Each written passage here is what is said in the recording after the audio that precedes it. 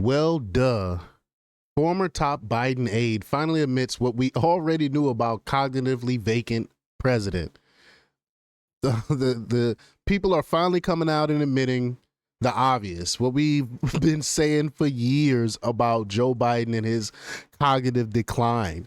I think it's funny now. All of a sudden, it's safe to come out and admit what we already knew. You know, um, you got Jake Tapper, former CNN journalist, coming out with an entire book talking about Biden's cognitive decline, where he was one of the main people covering it up. You got remember Joe Scarborough. He was the one. He said that if you Joe Biden has never been more, what I can't remember exact phrase. I'm a paraphrase, but Joe Biden has never been more basically adept than he was back at that time. If you don't believe it, then you can go F yourself. Remember when Joe Scarborough said that?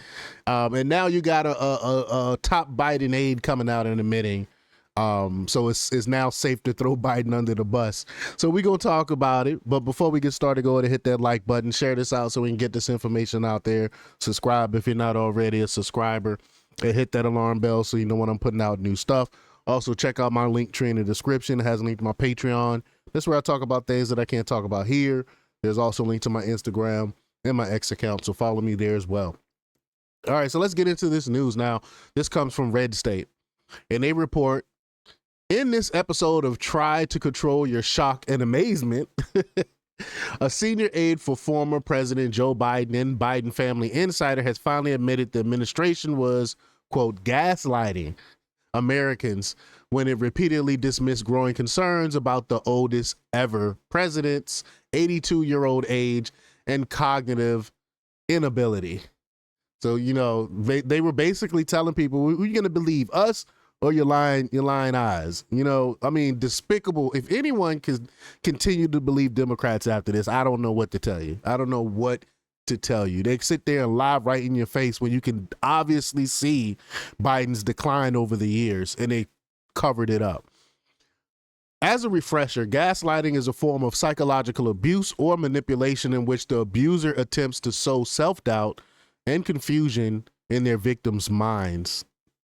In other words, the Biden administration and its left-wing lapdog media lied for years that clearly confused president was sharp as a tack, which was laughable yet troublesome to the sane and rational among us. Laughable because it ultimately became tragic theater, the more the where am I, what am I doing?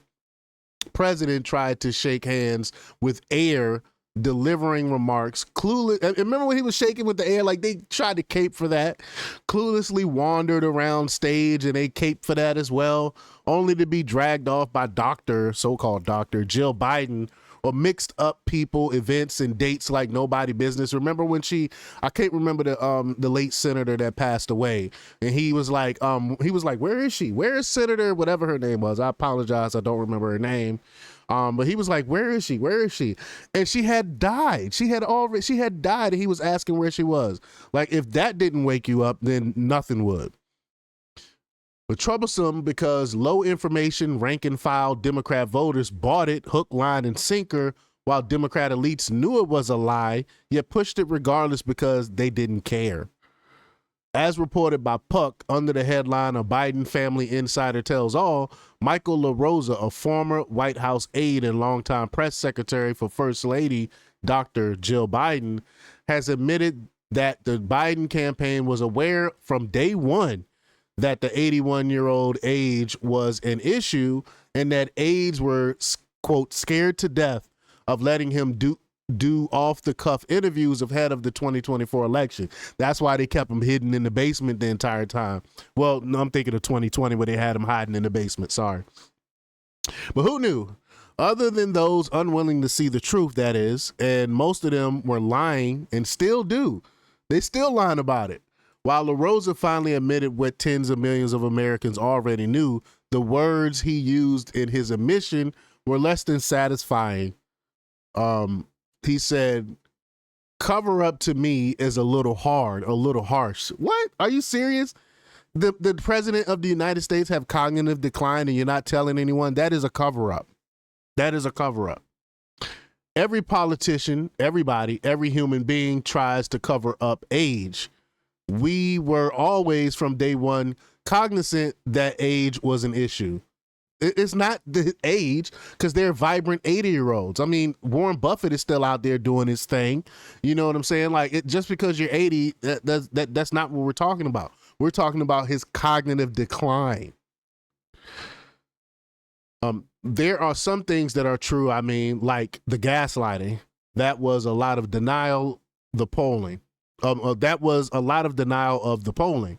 And I will use the term gaslighting because that's what they were doing. The campaign, former colleagues. The message to everybody was to make sure that you tell people it's too early. Wow. Yeah, no. Denying poll results is one thing. I doubt there's a politician in the country who hasn't done it, but we're talking about perhaps the worst cover-up in presidential history. Moreover, the cover-up had zero to do with Biden's age. I have friends in their mid-80s who are as sharp as a proverbial tack. That's what I was alluding to. You know, it's not the age thing. It was only about a mentally declining puppet whose presidency was undoubtedly run by non-elected radical leftists with assistance from any number of Democrats, likely including former President Barack Obama, and definitely including the hovering, ever-present Dr. Jill, who even ran a cabinet meeting or two near the end of her husband's destructive presidency. And there have also been reports of his son, Hunter Biden, running things towards the end as well. That's right, Hunter Biden, the compromised, waywardly son. But to be clear, Michael LaRosa is no angel. As my colleague Nick Aroma reported in June 2021, LaRosa wrote a glowing cover article for Vogue about the many wonders of Dr. Jill LaRosa, wrote in part. She is quite simply a joy multiplier. Here's a first lady who is driven, tireless, effortless, popular, but also someone who reminds us of ourselves. Sorry, no. Quote unquote, Dr. Jill was and remains a self-centered, power-hungry opportunist who regularly showed far more concern for herself and her public persona than her mentally declining husband, to the point of elder abuse. Y'all know I've been saying it's been elder abuse for years. I've been saying that.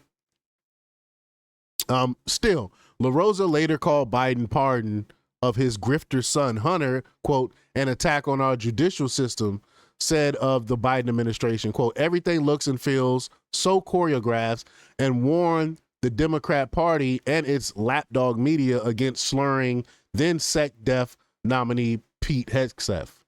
So, how terrified was Team Biden of letting Joe fly solo? This terrified, according to LaRosa. He said, the president's team was scared to death of impromptu, unscripted, unrehearsed, unpracticed, unchoreographed anything. They couldn't compete for the attention economy, he said. They just couldn't do it. They didn't have any idea, and they didn't have the vessel either in Biden, by the way, who would have done anything. He loves TV. He loves doing stuff.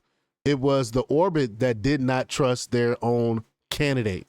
Biden needed the press. When he needed them the most, they didn't trust him. They gave him the back foot of the doubt, and they put their foot on the gas and never took it off.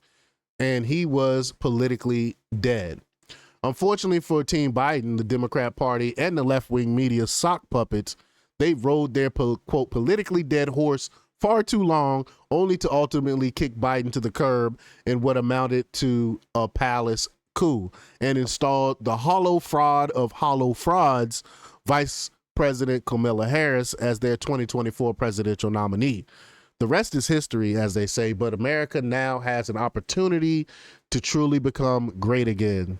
Not that it wasn't already, mind you, but now there's a new sheriff in the White House who continues to win and so do the American people. Amen, amen, amen. But y'all let me know what y'all think about this. Leave your comments down below. Like, share, and subscribe. And check out jjthepsychotherapist.com for the latest in news. Until next time, peace.